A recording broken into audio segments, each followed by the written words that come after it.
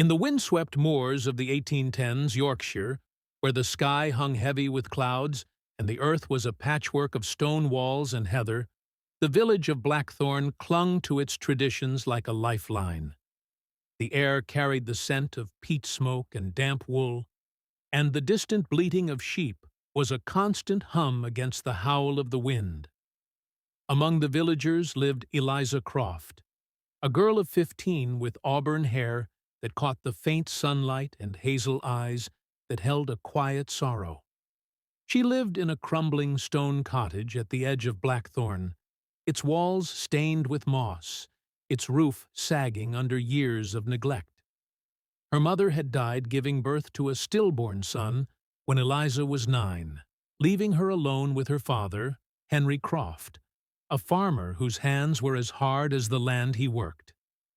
Henry's temper was a storm that struck without warning, his belt leaving welts on Eliza's arms for the smallest missteps, a spilled bucket, a late supper, or a sheep gone astray. She learned to move silently, her steps light, her breath shallow, her days filled with chores that left her hands raw and her body aching. Blackthorn was a place where every soul knew the other's business, where the church steeple cast a long shadow over the village square, and where morality was as rigid as the oak pews on Sundays. Eliza kept her head down at market, her basket heavy with turnips and wool, her father's shouts still ringing in her ears. She avoided the squire's estate, a grand manor on the hill where the Thackeray family ruled like petty kings, their wealth built on tenant rents and whispered dealings. The squire's son, James Thackeray, was a young man of 20, with a smile that charmed the village girls and a cruelty that showed itself in private. Eliza had felt his gaze at the harvest festival, his hand brushing hers as he offered a ribbon, his words sweet, but his eyes cold.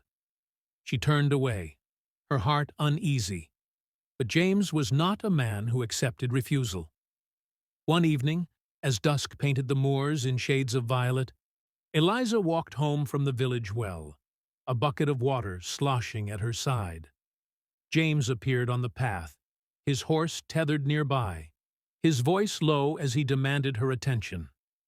When she tried to flee, his hands were swift, his strength overpowering, and the assault left her trembling in the heather, her dress torn, her spirit bruised. He rode off without a backward glance, leaving her to stumble home under a darkening sky. The first signs of her pregnancy came weeks later, a nausea that gripped her at dawn, a heaviness in her body that no amount of rest could ease. Eliza hid her fear as long as she could, her hands shaking as she churned butter, her mind racing with dread. When her father noticed her thickening waist, his rage was a fire that consumed the cottage. He called her a whore, his belt cracking against her back, his voice a roar that shook the walls. He dragged her to the village square, her arm bruised in his grip, and declared her a disgrace before the gathered crowd. The church elders, stern men in black coats, branded her a sinner, their words sharp as they barred her from services, their eyes cold with judgment. The women of Blackthorn, who once shared bread with her mother, turned away, their whispers venomous as they muttered "harlot" under their breath, their spits landing at her feet. Men from the tavern leered as she passed, their laughter cruel, their offers of coins for favors a mockery of her shame. Children, egged on by their parents, chased her with stones, their taunts echoing across the moors, her swollen belly a target for their cruelty. Henry disowned her that night, his final words a curse as he threw her few belongings into the mud, leaving her to seek shelter in a derelict barn at the edge of his land. The barn was a crumbling shell, its roof gaping to the stars, its straw damp with mildew and crawling with rats. Eliza huddled in a corner, her shawl wrapped tight around her, her breath fogging in the chill of autumn. The village's scorn followed her like a shadow, each day a gauntlet of glares and insults. At the market, where she begged for scraps to ease the hunger gnawing at her, the baker's wife slapped her hand away, her voice loud as she called Eliza a stain on Blackthorn's honor. A group of men from the tavern cornered her one evening, their breath sour with ale, their hands reaching as they laughed, offering shillings for what they'd never earn.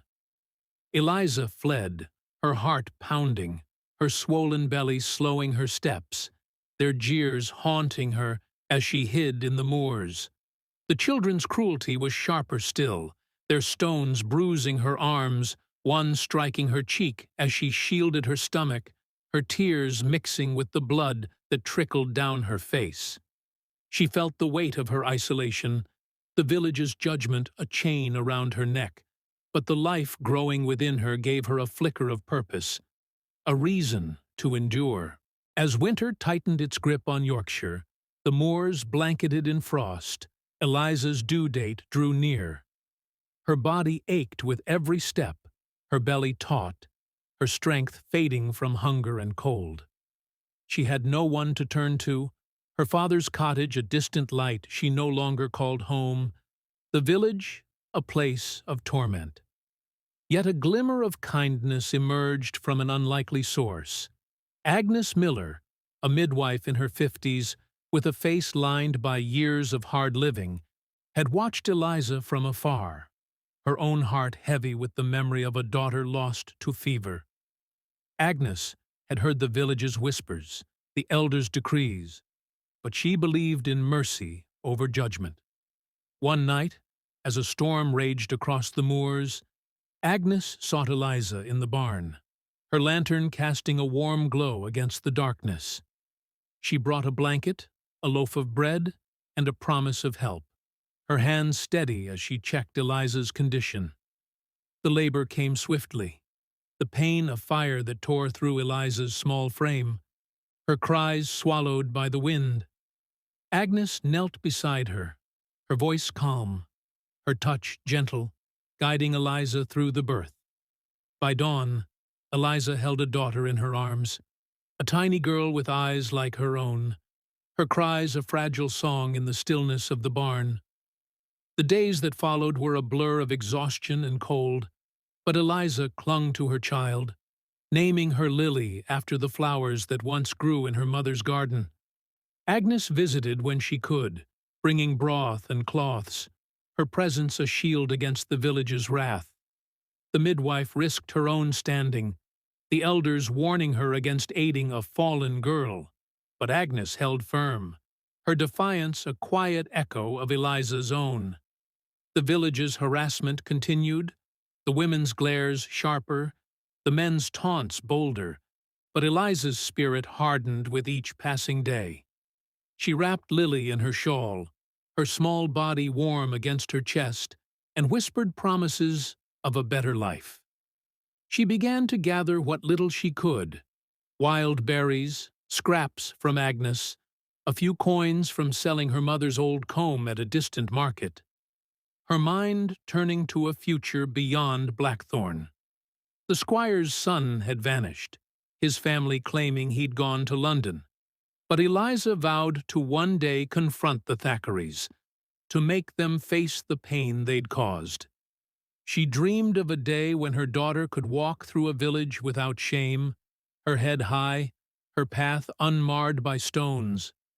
In the 1810s, rural England was a place of unyielding codes, where a girl like Eliza was condemned before she could speak, her voice silenced by the weight of tradition. Yet in the barn, with Lily in her arms, Eliza found a strength she hadn't known she possessed.